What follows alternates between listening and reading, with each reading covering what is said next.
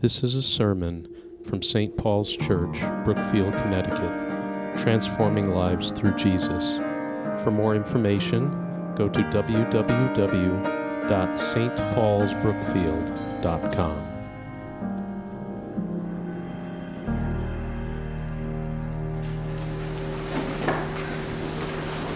I want to take the opportunity to share with you a little bit of my story. As I think most of you have heard over the last few weeks, I've embarked on a project involving music, which is both exciting and terrifying at the same time. And I wanted to share with you kind of the story behind there of how I've gotten to this point and some of my history behind that. So thank you for allowing me to come this morning and share that with you.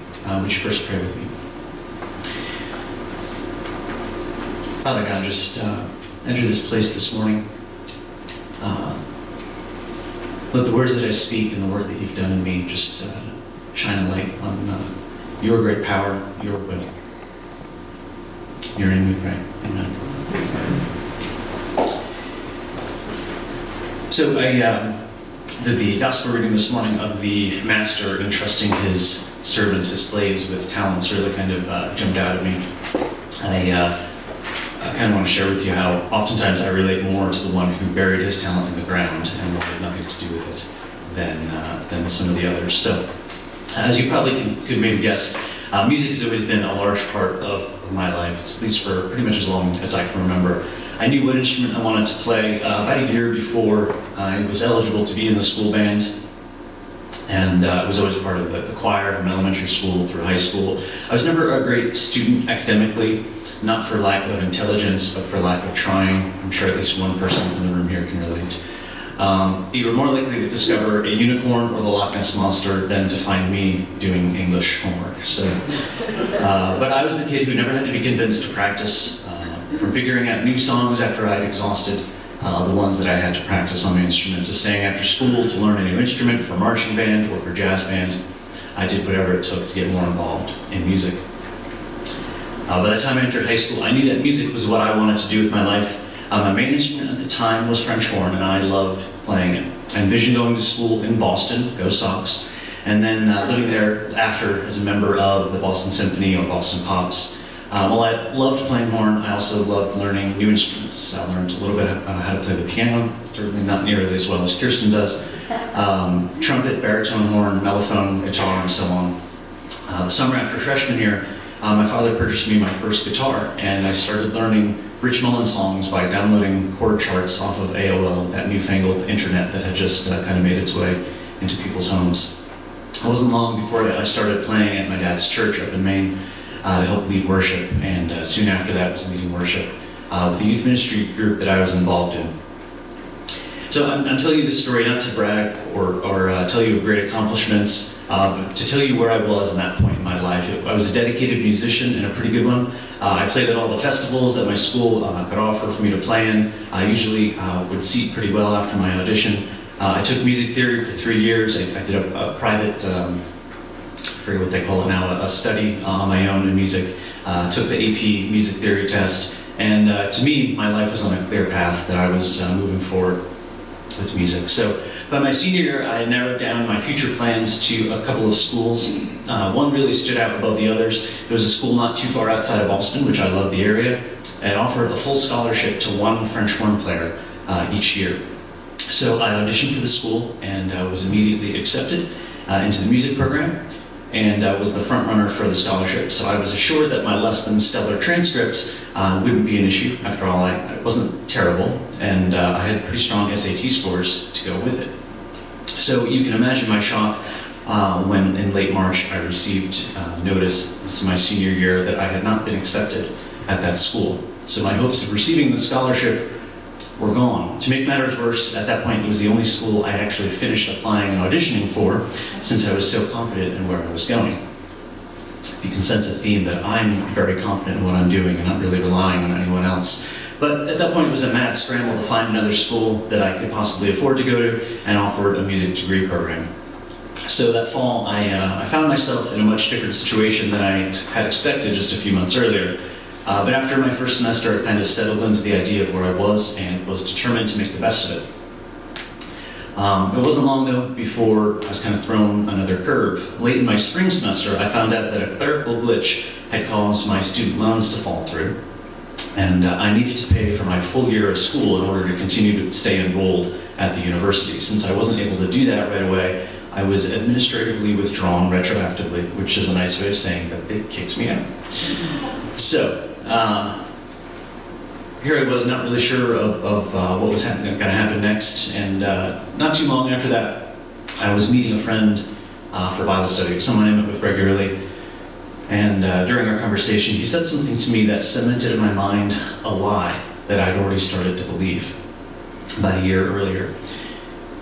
See, I had this clear idea for how my life would go after high school, but it had kind of taken some dramatic turns. Nothing that I thought would happen had actually happened.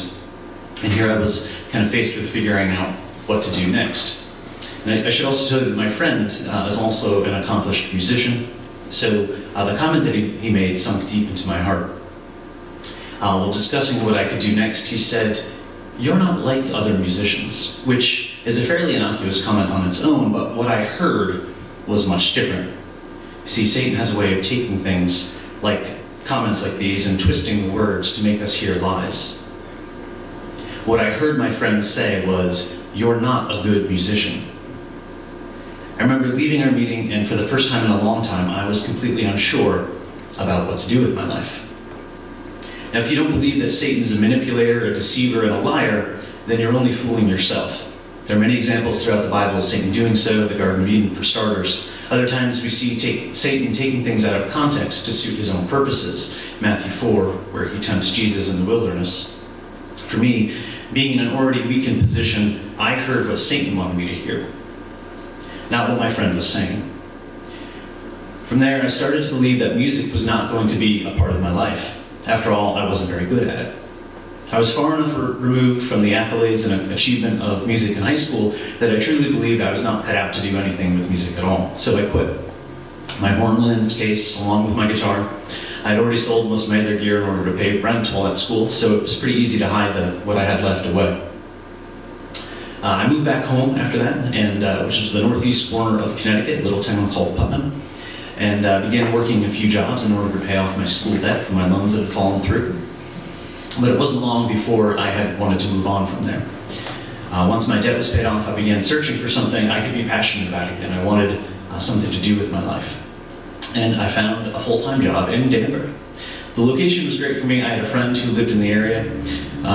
He had been suggesting to me for a couple of years that I move to the area, and he was looking for a roommate, so I already knew the area well enough. And some of you may know him. His name is Chris Johnson. And so a few weeks after I moved to the area, I began going to the church where he was serving as youth pastor at the time, right here at St. Paul's. So this January marks 15 years since I began coming to St. Paul's regularly. And while it may be hard to believe now, I really wasn't involved in the music for the first few years I came. It took some encouraging from folks like Chris Barrett to get back involved in music. After leading some songs at the men's Friday morning Bible study, which existed several years ago, Father Andy at the time encouraged me to join the music ministry. And occasionally I would lead on a Sunday morning. But that process took the better part of 3 years before I once again felt like I had something to offer regarding music. I had still believed the lie that Satan spoke to my heart, and it was something that still echoes with me today. Now, I think most of you kind of know my story of the last 10 years or so I'll fast forward a bit and switch gears slightly. I never thought of myself as much of a songwriter, but right around the time my son Caden was born, I started playing around a bit with writing songs for worship. It was a slow process, but one I enjoyed. I knew the songs weren't terrible, but I was hesitant to play them for anyone else. Eventually, I decided to sneak one in on a Sunday morning service, and it seemed to be well received. I wrote another song that I was excited to share, but before I did, I had the opportunity to present it to some industry pros at a conference that I was attending. They had some fair criticism of my music. However, the echoes of the lies in my past made it hard to hear their comments for what they were, and it was a struggle to continue writing for a while. Eventually, I rewrote the song and played it here. Again, it seemed to be well received, so I was encouraged to continue writing over the next couple of years. Now, jumping forward a little bit farther, this week marks the 2-year anniversary of my wife and I losing our baby son, Elijah. I had gotten away from songwriting during Nicole's pregnancy, but was looking forward to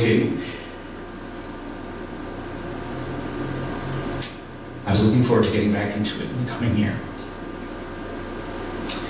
However, the loss changed my attitude towards that.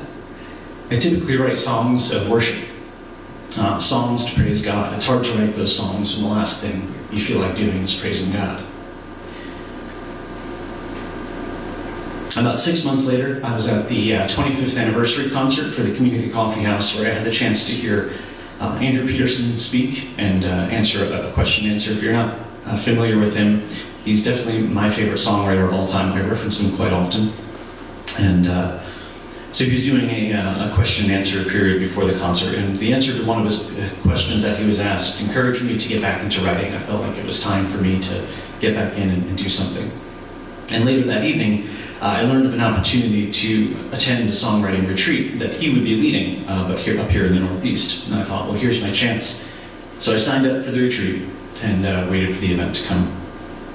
About a week prior, the organizer of the retreat sent out an email notifying the dozen or so of us that had signed up that the format of the retreat would have to change. There hadn't been enough sign-ups to cover the costs of the musicians coming in, so they had to kind of cancel the big name writers that were coming in.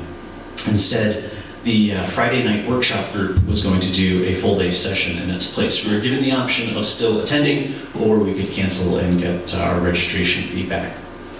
I felt compelled to stay the course and still attend. It was something I felt that God was calling me to do. So I decided that the smaller group would be a little more intimate, a little more fun, and maybe I'd get a little more out of it. Sadly, most did not feel the same way. And so for that weekend, myself and one other person attended the full-day songwriting conference.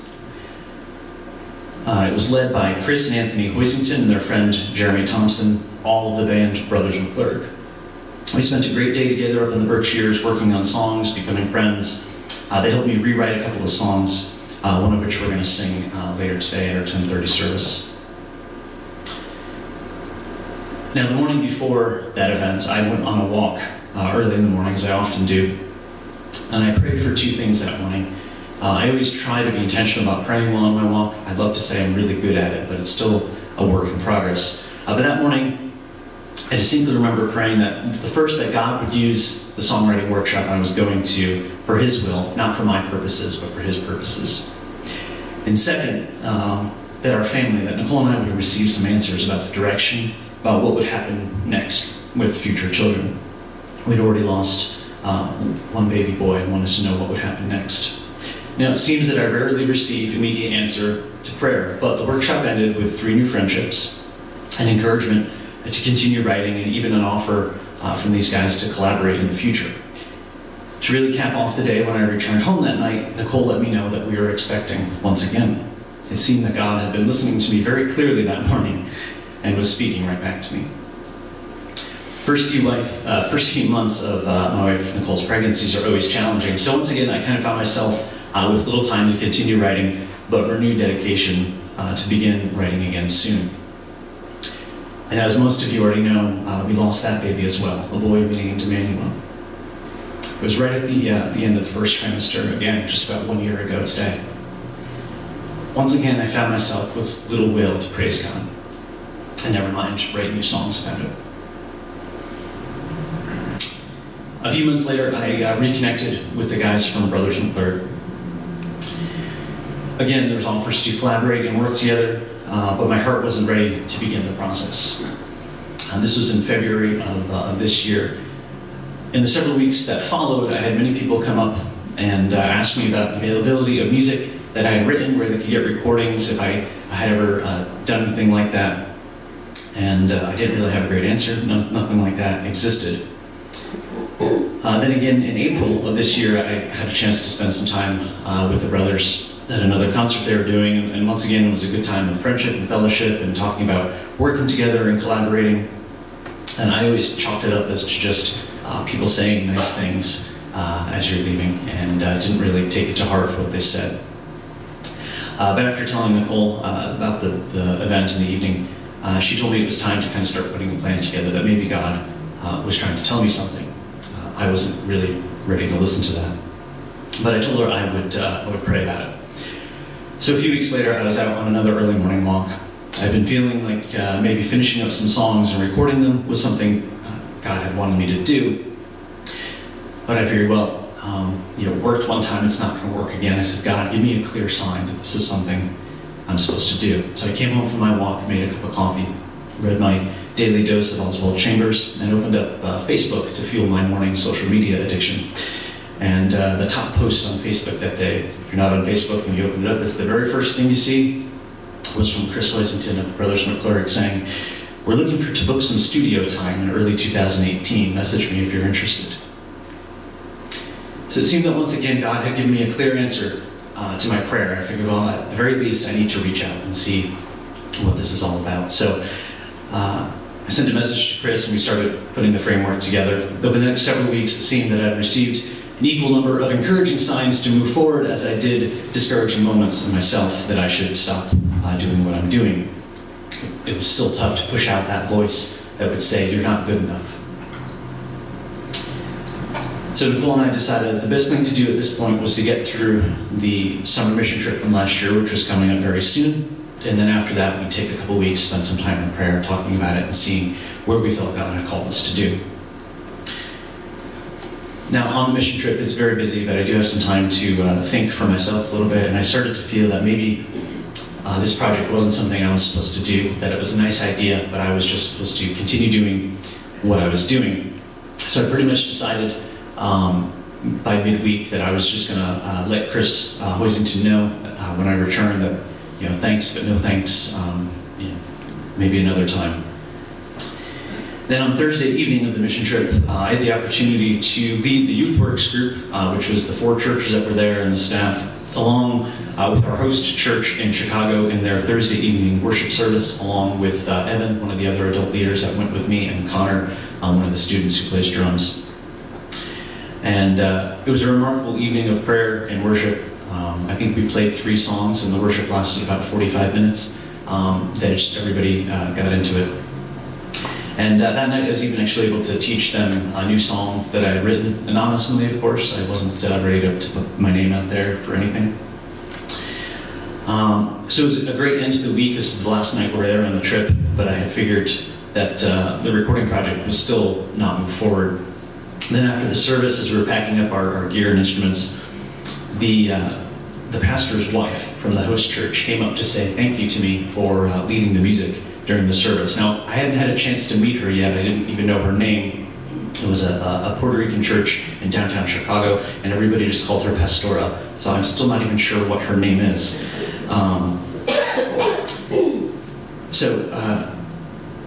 I thanked her for hosting us for the week. She thanked me for leading the music, and I'm about to turn back to do what I do. And she says, "I want you to know, God wants you to know that you should keep writing songs. He'll give you the words to say."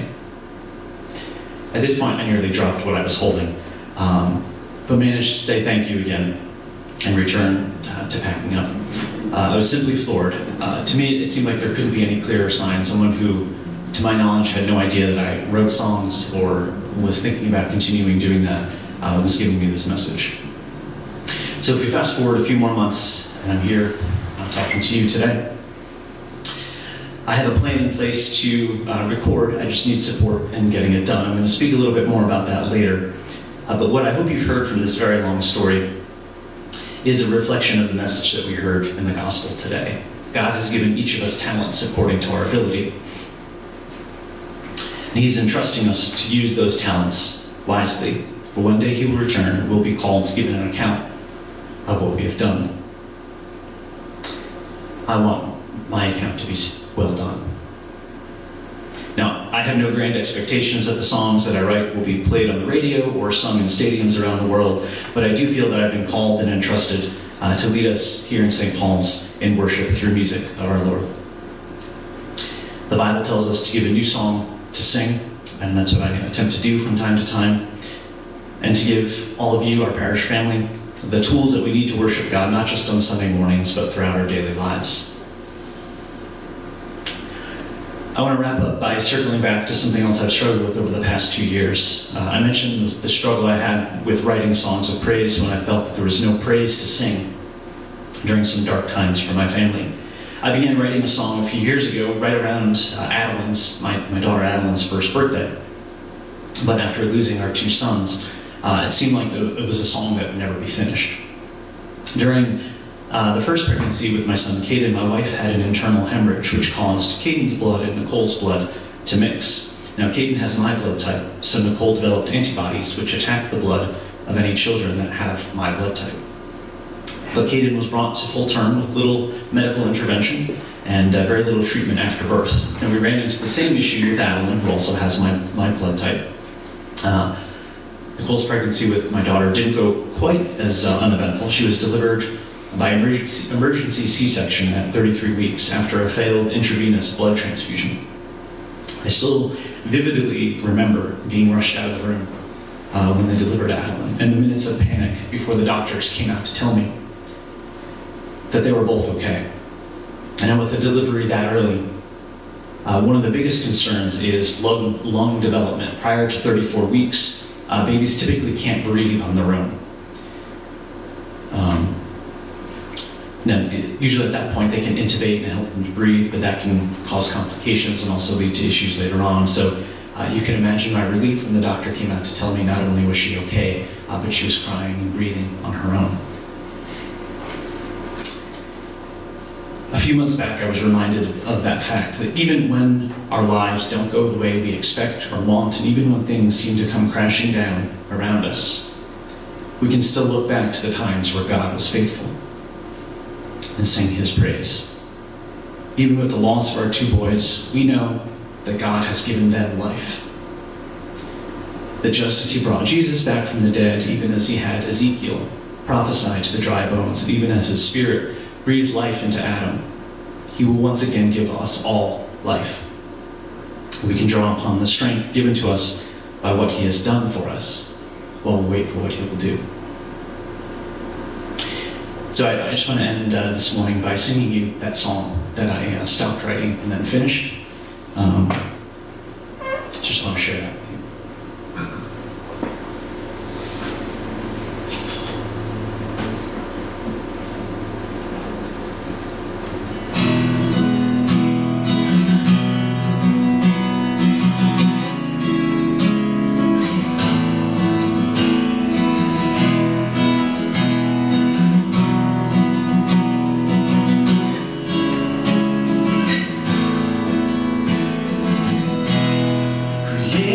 And Lord, our God most high, from the vast expanse you make day and night.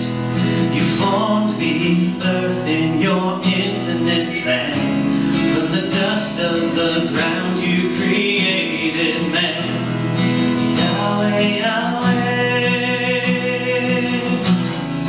you give us life. Our very first cry is the call of your name. Forever be praised, Yahweh, Yahweh.